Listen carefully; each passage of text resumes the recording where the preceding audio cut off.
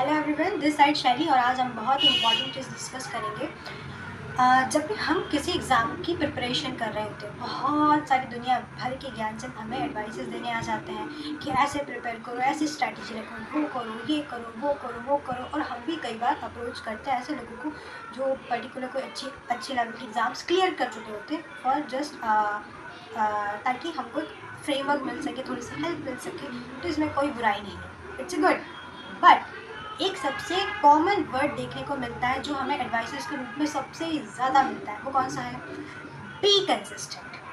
Be consistent while preparing for exams. Be consistent. But which type of consistency? कैसे consistent रहे, किस चीज़ में consistent रहे, ये कोई नहीं बताता है। सो आज मैं आपको यही बताने वाली हूँ कि कंसिस्टेंसी किस तरीके की, हमें कैसे कंसिस्टेंट रहना है। फॉर एग्जाम्पल, मोटिवेशन 1 घंटा, 2 घंटा, 3 घंटा, 1 दिन, 2 दिन, 3 दिन, इससे ज़्यादा तो नहीं टिकेगा। ओके, तो मोटिवेशन की कंसिस्टेंसी भूल जाओ। अब रही बात दूसरी, शेड्यूल्स में कंसिस्टेंट रहो। बट क्या आपको लगता है इंडियन फैमिलीज़ के बीच में रहते हुए, इंडिया में रहते हुए, हम हमारे शेड्यूल्स के साथ डेली कंसिस्टेंट हो सकते हैं?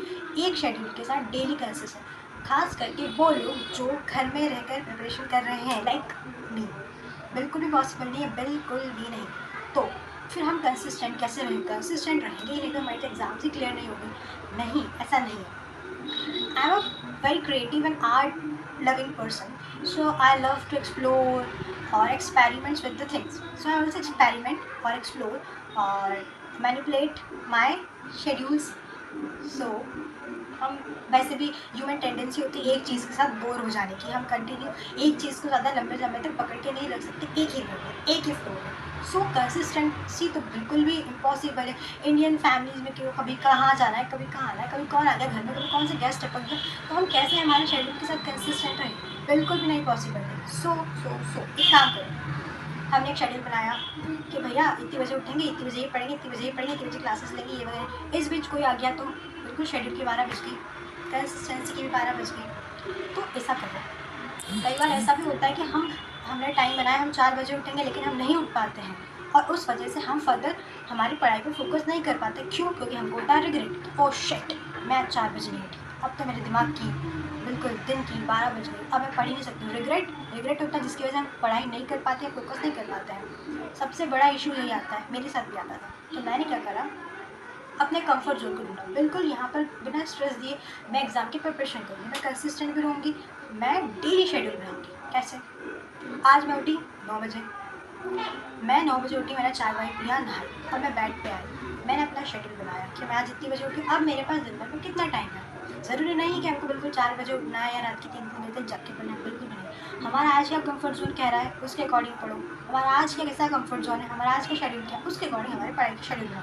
कंसिस्टेंसी रखनी है तो सिर्फ और सिर्फ हमारे स्टडी आवर्स में, और ज़रूरी नहीं कि वो भी बिल्कुल रोज़ 8 घंटा और 6 घंटा 5 घंटा, नहीं। कभी कभी डाउनफॉल्स भी होते हैं, मूड स्विंग्स भी होते हैं, तो 1 घंटा भी पढ़ो, बट पढ़ो, ज़रूरी नहीं 8 घंटा डेली पढ़ो, नहीं। तो आज मैं उठी 9 बजे, मैंने शेड्यूल बनाया।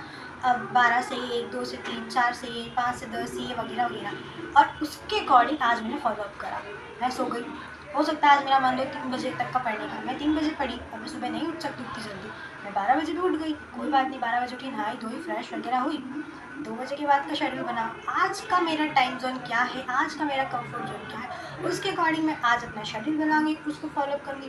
कल मेरा नया शेड्यूल होगा, उसको फॉलोअप करूँगी। मेरे आज का जो शेड्यूल है, उस पर्टिकुलर शेड्यूल के साथ मैं आज कंसिस्टेंट रहूँगी, बिना यहाँ स्ट्रेस दिए, अपने कंफर्ट जोन में रहकर। मैं नहीं उठ सकती 4 बजे तक, मैं नहीं रात के 3 बजे तक पढ़ सकती, तो कोई बात नहीं।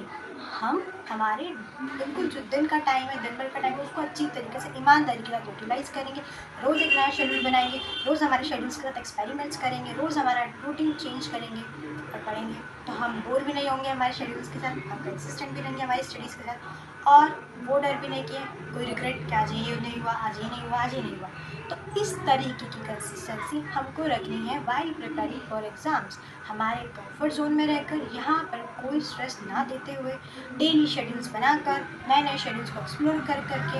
इवन मैं तो ऐसा भी करती हूँ, कुछ 10 दिन डे पर्सन, 10 दिन मॉर्निंग पर्सन, 10 दिन नाइट पर्सन, और पोमोडोरो टेक्निक यूज़ करो। 1 घंटा 15 मिनट का ब्रेक, 1 घंटा फिर 15 मिनट का ब्रेक। मैं नहीं हूँ कि मैं बिल्कुल एक ही जगह जम कर बैठ सकती हूँ, नहीं, मैं ब्रेक भी लूँगी, मैं अपने कंफर्ट जोन के साथ ही पढ़ूँगी। और ट्रस्ट में मैंने फर्दर प्रिपरेशंस करी प्रीवियस कुछ ईयर्स में। मैं बिल्कुल स्ट्रेस लेके पढ़ती थी, मैं पढ़ ही नहीं पाती थी। इस बार मैंने बिल्कुल स्ट्रेस फ्री कंफर्ट जोन के साथ पढ़ा। इवन मेरी कुछ टाइम पहले गेट की एग्ज़ाम थी, ट्रस्ट में गेट के एग्ज़ाम वाले दिन उठी हूँ मैं सब 6 बजे मॉर्निंग में। बाकी फर्दर डेज़ मैं 10 बजे उठी हूँ, रात में 12 बजे सो रही हूँ, 1 बजे सो रही हूँ, 10 बजे उठ रही हूँ, फिर रात में 1 बजे सो रही हूँ। बिल्कुल एकदम नॉर्मल रूटीन, कोई स्ट्रेस नहीं लेना।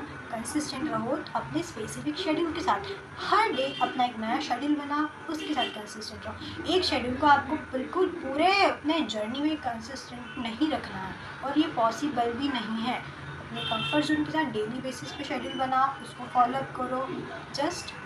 और मूड स्विंग्स होंगे, किसी दिन लो फील होगा, किसी दिन हाई फील होगा, नो वरीज।